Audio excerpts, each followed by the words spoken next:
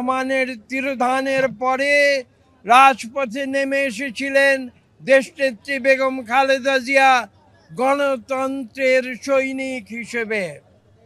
তিনি রাজপথে ছিলেন, তিনি সম্মুখের দরজা দিয়ে রাজনীতিতে প্রবেশ করেছিলেন। তিনি অন্যায়ের সঙ্গে কোনোদিন আপোষ করেননি, তাই নীতির প্রশ্নে তিনি ছিলেন আপোষহীন। তার উপরে জুলুম হয়েছে, নির্যাতন হয়েছে, কিন্তু কোনোদিন তিনি অন্যায়ের কাছে মাথা নত করেননি, কোনোদিন আপোষ করেননি। তিনি যুদ্ধ করেছেন, তিনি রাজপথে যুদ্ধ করেছেন। যখন 2009-এর পরে যখন স্বৈরাচারী আওয়ামী লীগ সরকারে নির্যাতন, অত্যাচার, মিথ্যা মামলা তার উপরে নেমে এসেছিল, তখন অনেকে তাকে পরামর্শ দিয়েছিল যে আপনি কেন এই কষ্ট আপনি সহ্য করছেন। তিনি বলেছিলেন যে আমি ন্যায়ের জন্য, আমি সত্যের জন্য আমি যুদ্ধ করছি, আমি সংগ্রাম করছি বাংলাদেশের মানুষের জন্য, আমি সংগ্রাম করছি বাংলাদেশে গণতন্ত্র পুনঃপ্রতিষ্ঠার জন্য। তিনি যেভাবে বাংলাদেশে একবার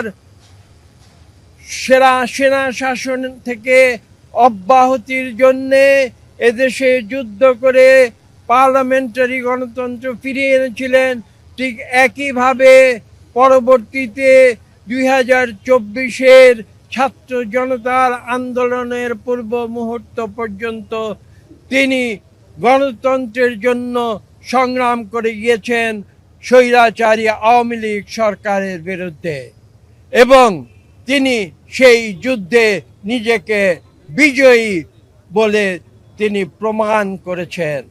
আজকে আমি যে কথা বলেছি, তিনবারের প্রধানমন্ত্রী, বাংলাদেশের প্রথম নারী প্রধানমন্ত্রী, বাংলাদেশের নারী শিক্ষার জন্যে যিনি সবার আগে কথা বলেছিলেন, সেই দেশনেত্রী বেগম খালেদা জিয়া আজকে পৃথিবী থেকে বিদায় নিয়েছেন।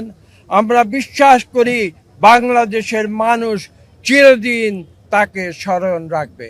সবাইকে ধন্যবাদ।